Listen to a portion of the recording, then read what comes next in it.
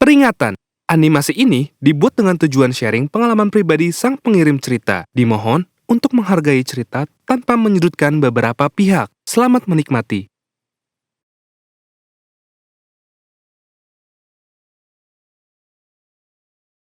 Hai Sobat GPC, kenalin, nama gue Eliza. Gue masih kelas 3 SMP. Di sini, gue mau cerita tentang kejadian horor yang gak akan pernah gue lupain. Bahkan, sampai sekarang, gue masih merinding kalau inget kejadiannya. So, dengerin baik-baik ya cerita gue. Jadi, waktu itu adalah hari Minggu. Keluarga gue ngajak jalan-jalan ke kota sebelah buat pergi ke air terjun. Ya, buat healing-healing manja aja, hehehe. Kita semua setuju buat pergi naik mobil. Sampai di sana tuh siang hari pas lagi panas-panasnya banget. Gue langsung cepet-cepet makan aja karena udah lapar banget. Setelah makan, kita main di air terjun itu. Nah, gue itu anak emang peka banget sama hal yang berbau mistis. Apalagi soal kode-kode cinta. Gue peka banget. Tapi, fokus kita soal mistis ya pemirsa.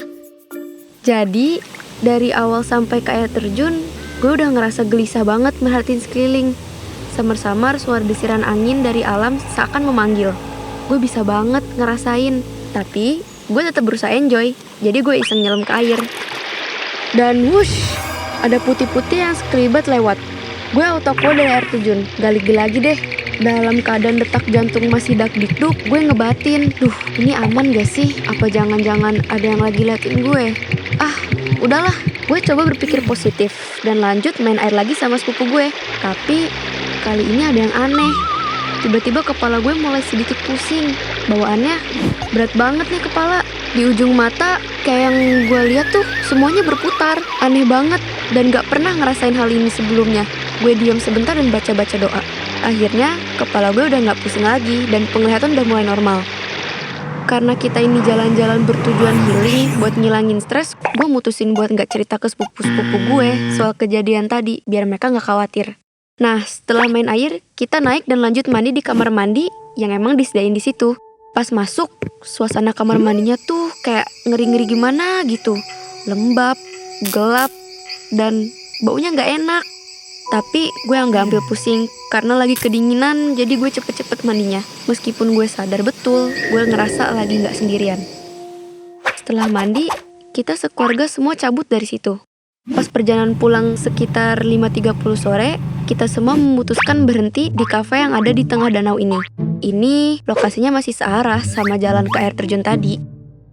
FYI, di danau itu ada banyak permainan air. Salah satunya permainan kapal bebek-bebekan yang di kayu gitu. Kalian tahu lah ya. Kita semua udah mesen makanan dan itu lama banget datangnya. Karena gue dan dua sepupu gue udah bosen, akhirnya kita mutusin buat main sampan bebek dulu. Sekitar 20 menitan sebelum maghrib. Sebenarnya kita udah dilarang sama tante gue. Katanya pamali, gak baik gitu deh. Apalagi katanya sih nanggung, bentar lagi juga udah datang makanannya. Tapi karena kita bertiga ini udah bosen banget, kita tetap maksa buat main kapal bebek-bebekan ini. Dan anehnya, semakin mendekati maghrib, semakin gue ngerasa gak tenang. Kedua sepupu gue sih fun-fun aja, tapi gue bener-bener ngelihat sekelibat putih lewat di depan kita. Anehnya, kedua sepupu gue gak ada yang lihat. Kan gue jadi ngeri ya. Oke Eliza, tenang. Pas kelar azan maghrib, kita dipanggil tuh sama tante gue. Katanya makanan udah ready. Jadi bukannya buru-buru sholat, gue sama dua sepupu gue malah makan duluan. Hahaha. Soalnya lapar banget. Cacing di perut udah pada demo nih. Pulang dari situ, kita semua nyampe rumah sekitar jam 8 malam. Kita ngumpul dulu di rumah gue. Gue maksa kakak-kakak sepupu gue buat tidur di rumah gue. Soalnya gue pengen banget cerita soal kejadian yang tadi gue alamin pas di air terjun tadi.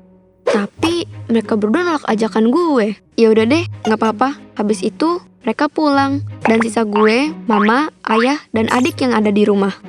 Nah, di situ gue udah disuruh mandi sama ayah gue. Katanya biar nggak kotor dan tidurnya nyenyak sih. Tapi gue nolak karena mager dan pasti dingin banget. Gue tiba-tiba ngide ngajak mama buat tidur di ruang tamu. Tapi mama nolak karena katanya banyak nyamuk. Dan mama malah nawarin gue buat tidur di kamarnya. Tapi karena gue udah males, gue tolak deh. Tapi mama tetap maksa buat tidur di kamarnya dan gue tetap nggak mau. Ya, namanya juga anak muda, labil, nggak jelas. Setelah itu, kita semua masuk kamar dan tidur di kamar masing-masing. Oh iya, for your information, posisi kamar gue tuh simple. Di sebelah kanan ada tempat tidur gue, dan di samping tempat tidur ngarah ke ranjang itu ada lemari dan kamar kecil. Mata udah mulai berat, gue coba untuk memejamkan mata, berharap besok gak bangun kesiangan. Tapi emang dasarnya gue asal tidur aja sih. Ternyata pas di mimpi gue lagi dikejar hantu banyak banget. Ada Poci, Kunti, suster ngesot, dan banyak lagi deh. Ini mah Ghostbuster juga bakal kewalahan. Karena udah ketakutan, akhirnya gue kebangun. Dan luar, ada Mbak Kunti yang lagi senyum ke arah gue. Dan ini real, bukan mimpi. Dia lagi duduk sambil ngeliatin gue. Gue refleks dong, balikin badan sambil tutupan selimut. Dia ketawa kecikikikan dan itu ganggu banget. Bahkan terngiang-ngiang di kepala gue. Badan gue kaku, kayak cor-coran tembok. Gue gak berani buka mata. Mau tidur gak bisa karena ketakutan sama apa yang barusan gue lihat. Setelah setengah jam gue diem dan berusaha tidur di dalam selimut, gue coba nekat buka HP. Di situ gue baru tahu ini masih jam 2 malam. Gue masih gak berani keluar dari selimut. Akhirnya gue coba buka WA dan chat temen gue yang kebetulan masih bangun. Dan sialnya pas gue ceritain di WA, temen gue malah ikut ketakutan. Ini mah gak mengurangi rasa takut gue. Jujur, gue bingung harus gimana. Suara Mbak Kunti itu masih kedengaran tipis-tipis lagi. Gue berusaha inisiatif buat WA ayah gue. Ayah, ayah, takut. Terus gue miss call 1 kali dan bunyi HP ayah gue kedengaran sampai kamar gue. Dan gak berselang lama, ayah kebangun baca chat gue. Terus ayah langsung manggil nama gue dari luar. Za, kamu kenapa? Terus pintu kebuka. Mama gue juga datang karena mungkin kebangun sama miss call tadi. Gue langsung meluk mama sebelum bercerita. Ayah gue udah ngecek kamar sambil kelihatan kebingungan. Sebenarnya apa sih yang takutin? Padahal belum tahu gue kenapa. Terus mereka nanya gue kenapa. Jadi gue ceritain kalau gue tadi liat Mbak Kunti lagi ketawa-ketawa di kamar gue. Terus mama gue bilang, nah makanya lain kali kalau mama suruh tidur di kamar, mama tuh nurut. Dan ayah gak mau kalah ikut marahin gue. Bilangnya, makanya kalau disuruh mandi tuh mandi. Kita kan gak tahu apa yang nempel di badan kita. Karena gue ketakutan, jadi gue nangis jadi-jadinya. Gue nyesel banget gak nurut omongan orang tua. Bahkan gue sadar gue gak baca doa dulu sebelum tidur.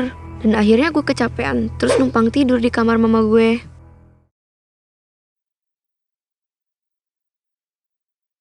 Sumpah, itu kenangan terburuk gue sampai detik ini.